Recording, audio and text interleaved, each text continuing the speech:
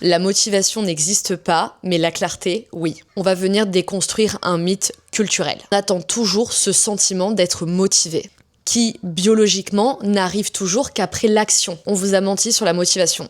Ce n'est pas un carburant qu'on attend avant de démarrer le moteur. C'est une sensation que le cerveau crée une fois que le moteur est en route. Ce qui manque la plupart du temps, ce n'est pas la motivation, c'est la clarté. Je pense qu'il est important d'arrêter de chercher cet état émotionnel qui est la motivation et qu'on doit réellement se focus sur la clarté. On va regarder du côté des neurosciences ce que ça dit au niveau de la motivation. La motivation, ce n'est pas une réserve d'énergie que vous avez ou que vous n'avez pas. C'est le résultat d'un calcul de votre cerveau. Et ça se passe en coulisses, en permanence, entre le coût de l'action et la valeur perçue du résultat. Je vais expliquer ça de manière simple en images. Imaginez que votre cerveau est un comptable hyper pragmatique. Avant chaque action, donc par exemple se lever pour aller courir, ouvrir ce dossier qui est en retard, il fait un calcul rapide. Est-ce que ça vaut le coup de l'effort? Le sentiment que l'on appelle motivation, ce n'est pas la cause de l'action. C'est le résultat de ce calcul en fonction de quel côté il va pencher. Et le calcul va dépendre d'une seule chose. Est-ce que je vois clairement ce que je dois faire?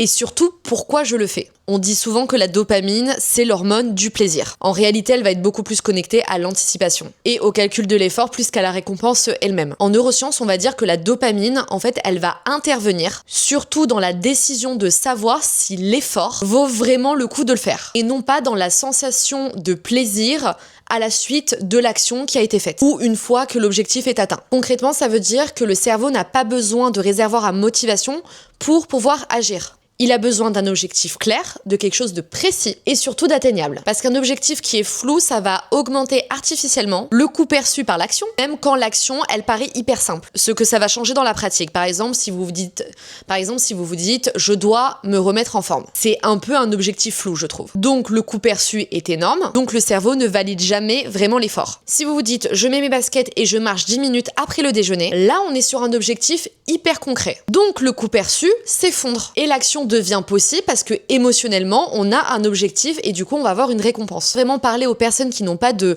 motivation, leur dire que ce n'est pas un problème. Vous avez pour la plupart un problème de clarté. Et le cerveau, en fait, il va confondre entre les deux. Parce que le manque de clarté, c'est vu par le cerveau comme un manque d'envie. Ensuite, j'ai une deuxième réflexion. Pourquoi attendre d'être motivé pour pouvoir faire quelque chose? Vouloir faire quelque chose et savoir quand exactement le faire et comment le faire, ce sont des choses complètement différentes pour notre cerveau. Le premier, ça va rester une idée abstraite. Le second devient un déclencheur automatique, un peu comme une alarme programmée en avance. Elle n'a pas besoin que vous ayez envie de vous lever parce qu'elle va sonner. Et le corps, il va suivre automatiquement. J'ai fait des recherches scientifiques et du coup, on va retrouver le psychologue Peter Gollwitzer, je ne sais pas si je prononce bien, a étudié ce qu'il appelle les intentions d'implémentation.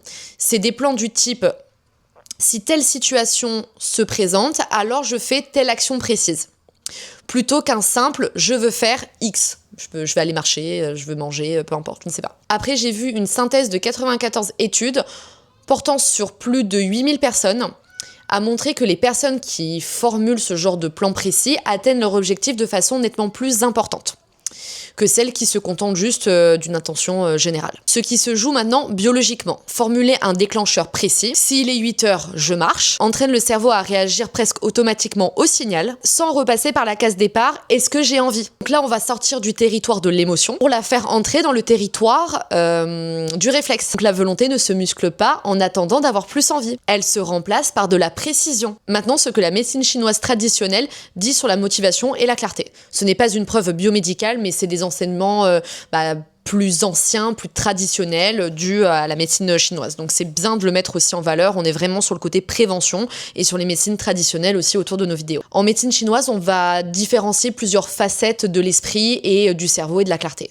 En médecine chinoise, on dit que l'esprit se loge dans plusieurs organes. Et deux sont assez centrales. On en a un qui est logé dans le cœur, c'est le siège de la clarté mentale et de la conscience. Enfin, on en a un autre qui est logé dans les reins, souvent traduit par la volonté ou la détermination, et la capacité à garder le cap sur la durée. Dans cette lecture, quand on va retrouver que le cœur est agité ou brouillé par le stress, la fatigue, la surstimulation, la personne peut avoir une volonté intacte, mais être dans l'incapacité d'agir, parce que l'esprit n'arrive pas à se fixer sur un point. C'est un déséquilibre qui est démontré comme un déséquilibre de la clarté. et non comme un manque de volonté. L'image classique de la médecine traditionnelle chinoise voit l'esprit comme un cours d'eau, comme si vous voyez la lune dans le reflet de l'eau. Donc en fait c'est clair, on voit où aller, etc. C'est un peu le même schéma. En médecine chinoise, on ne dit pas à quelqu'un qui n'arrive pas à agir ou qui n'a pas la motivation. On se demande si son esprit est toujours aussi clair pour voir où porter sa volonté, sa vie et ses projets. Maintenant, on peut se demander comment désigner sa clarté au lieu d'attendre sa motivation. On peut déjà réduire le nombre de décisions avant d'agir. Donc chaque décision supplémentaire avant d'agir est un coût cognitif en plus pour le cerveau, qui fait pencher la balance vers l'inaction. La clarté, concrètement, c'est enlever ses décisions en amont, pas au moment où l'énergie est la plus basse. Le rôle de votre environnement va jouer également. Par exemple, si vous devez faire une to-do list ou que vous devez,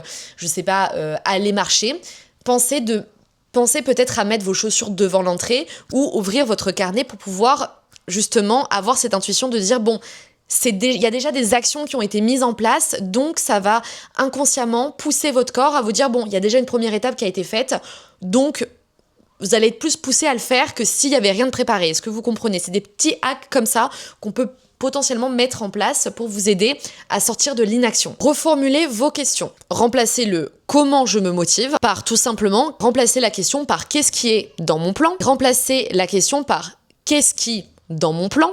n'est pas encore assez précis pour pousser mon cerveau à agir et pour qu'il n'ait plus à hésiter.